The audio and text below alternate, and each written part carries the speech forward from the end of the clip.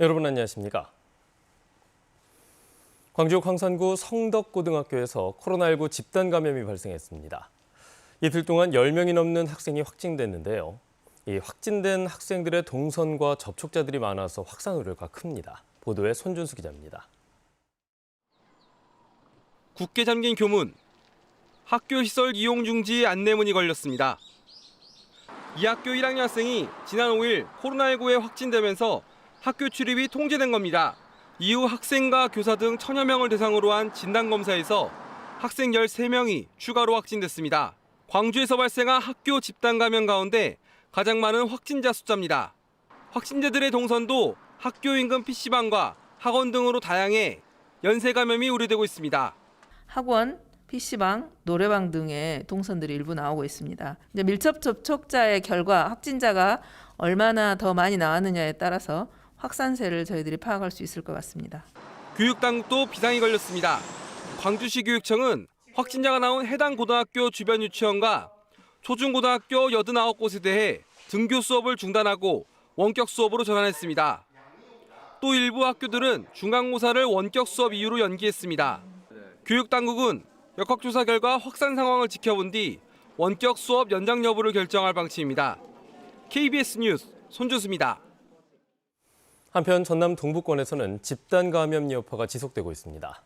고흥 확진자가 지난달 말에 가족과 함께 제사 모임을 가진 것으로 드러난 가운데 여수에서는 유흥업소 관련 이른바 N차 감염이 현실화됐습니다. 또한 방역당국은 코로나19 바이러스 유전자 변이 여부를 확인하고 있습니다. 정아람 기자입니다. 고흥 확진자가 가족제사 모임을 한 건 지난달 27일입니다. 지난 2일 고흥군청에서 일하는 전남 1079번째 확진자가 나온 이후 가족과 친척 6명이 잇따라 확진됐습니다. 역학조사 결과 7명이 모여 제사를 지낸 사실이 드러났습니다. 이들을 포함해 최근 닷새 동안 고흥의 신규 확진자는 28명, 자가격리자만 360명에 달해 지역 감염의 최대 고비를 맞았습니다. 나로 우주과학관 등 주요 관광시설은 상황 안정 시까지 모두 폐쇄하였습니다. 또한 우리 주민들이 이용하고 있는 경로당, 복지회관 등 다중이용시설도 잠정 폐쇄하였습니다. 여수에서는 유흥업소발 감염이 확산세에 있습니다. 그제와 어제 여수에서 발생한 신규 확진자 7명 가운데 5명이 유흥업소 관련 감염입니다. 여수시는 어제부터 나흘 동안 익명 진단검사에 들어갔습니다. 전라남도는 이번 집단 감염의 최초 감염원을 밝히기 위해 코로나19 바이러스 유전자 변이 여부를 확인하고 있습니다.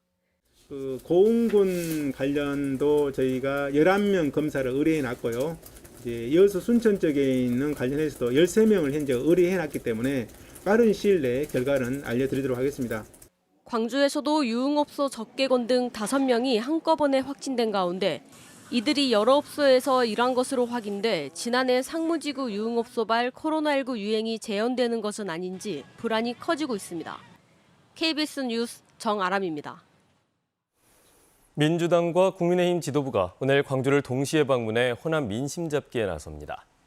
민주당 송영길 대표 등은 오늘 민주당 광주시당에서 현장 최고위원회를 개최해 광주 전남의 현안을 청취할 예정입니다. 또한 국민의힘 김기현 대표 권한대행 겸 원내대표와 정운천 국민통합위원장 등도 오늘 광주를 찾아 국립 5.18 민주묘지를 참배한 뒤 광주형 일자리 공장을 방문해 현장 의견을 들을 예정입니다. 또 오는 10일에는 국민의힘 초선 의원들이 5.18 민주묘지를 참배할 예정입니다. 정치권에서는 여야 지도부가 광주를 동시에 방문하는 것을 놓고 내년 대선을 앞두고 호남 민심 잡기가 본격화된 것으로 보고 있습니다.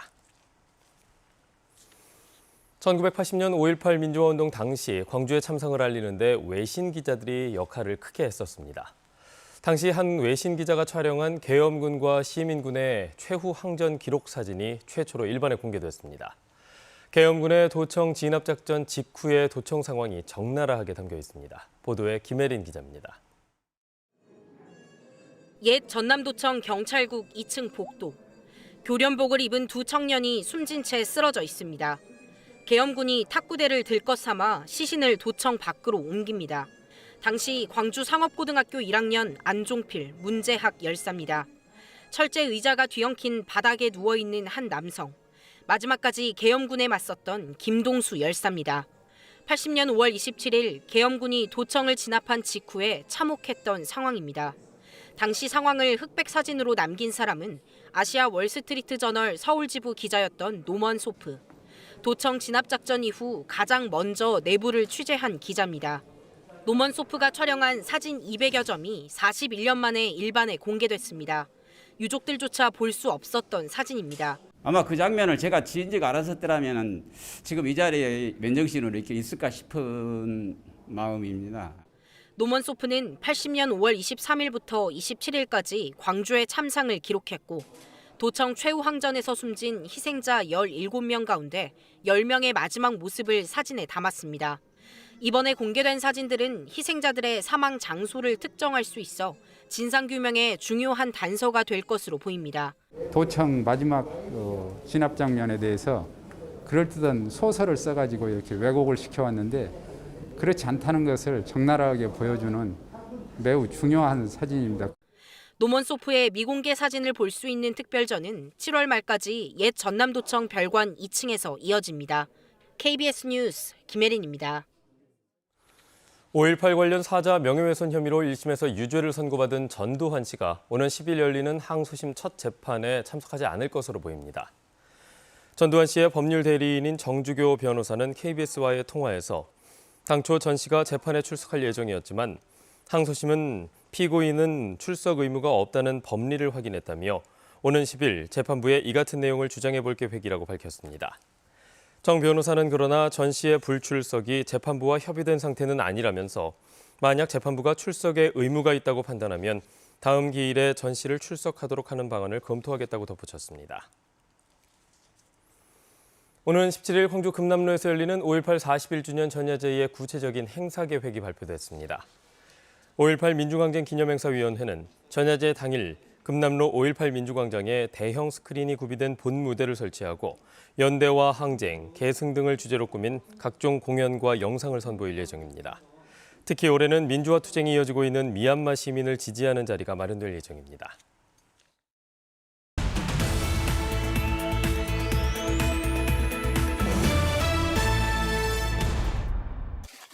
보성군 공직자와 주민들이 산행을 하면서 쓰레기를 줍는 이른바 클린 하이킹 캠페인을 본격 펼칩니다.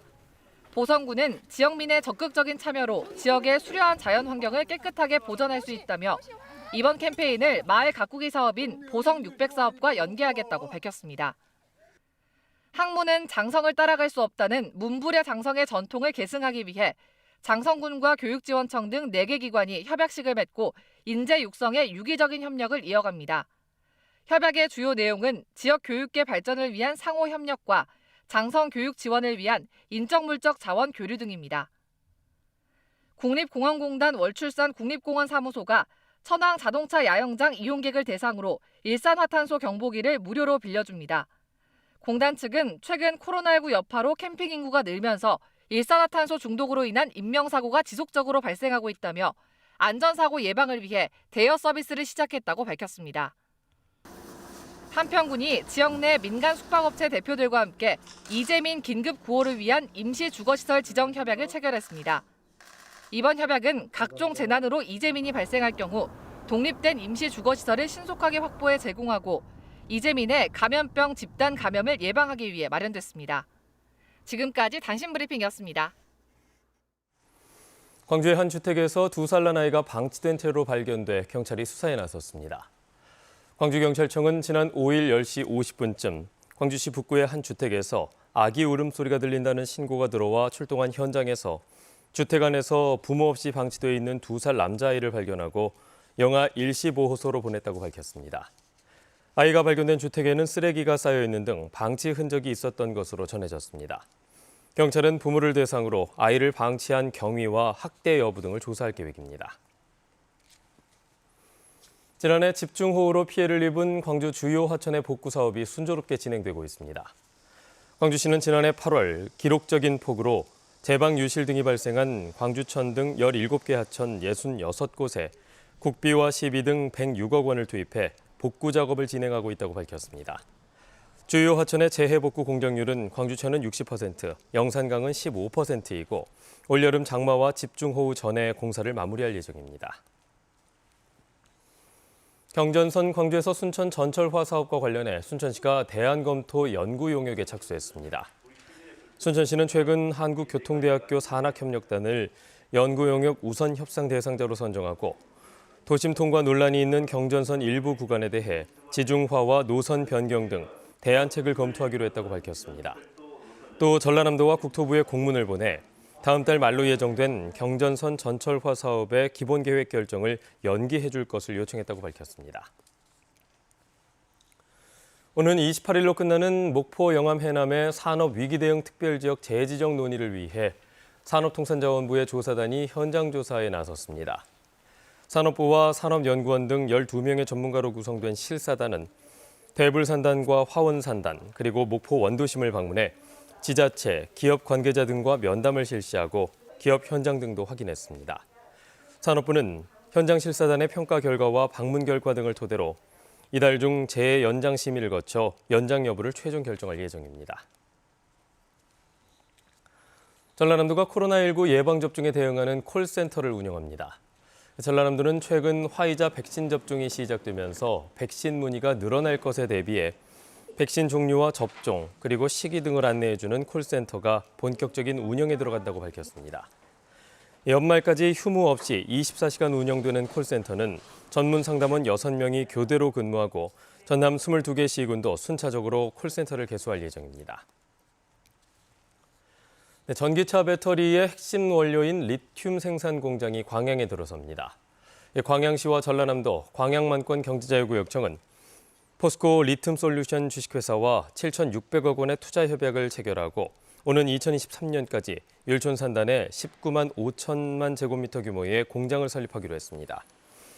리튬은 대부분 수입에 의존하고 있으며 광양에서는 직원 260명을 채용해 전기차 100만 대를 만들 수 있는 연간 4만 3천 톤을 생산할 계획입니다.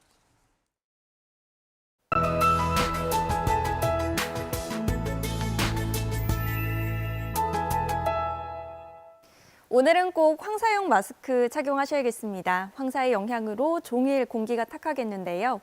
미세먼지 농도 나쁨 단계, 오후에는 일시적으로 매우 나쁨 수준이 예상됩니다. 오늘 오전에는 다소 흐리겠지만 오후부터 차차 맑아져서 주말까지 계속해서 맑은 날씨 보이겠습니다. 다만 동부 내륙 지역은 오늘 오후 한때 5mm 미만의 비가 조금 내리겠습니다. 맑은 날씨와 함께 낮 동안 기온도 평년 수준과 비슷하겠고요. 아침에는 내일과 모레 다소 쌀쌀하겠습니다. 오늘은 구름이 많다가 오후부터 차차 맑아지겠고요. 해안을 중심으로는 내일까지 바람이 무척 강하게 불겠습니다. 흑산도와 홍도에는 강풍주의보가 발효 중이고요. 해안뿐만 아니라 내륙도 순간적으로 바람이 강하게 부는 곳들이 있겠습니다. 아침 기온은 어제보다 큰 폭으로 올랐습니다. 대부분 10도를 웃돌고 있고요. 낮 기온 광주 21도, 화순 22도로 어제보다 조금 낮겠습니다. 여수의 아침 기온 15도, 낮 기온 21도로 여수는 아침 기온과 낮 기온 모두 어제보다 조금 높겠습니다. 목포의 한낮 기온 19도, 강진과 장흥 22도로 평년 기온을 밑돌겠습니다. 신안을 비롯한 그 외 도서 지역은 18도에서 19도가 예상됩니다. 풍랑주의보가 내려진 서해남부 북쪽 먼바다는 오후까지 바람이 강하게 불고 물결이 최고 3.5m로 높겠습니다. 주말까지 대체로 맑은 날씨 이어지다가 다음 주에는 구름이 다소 많겠습니다. 날씨였습니다. 뉴스를 마칩니다. 여러분 고맙습니다.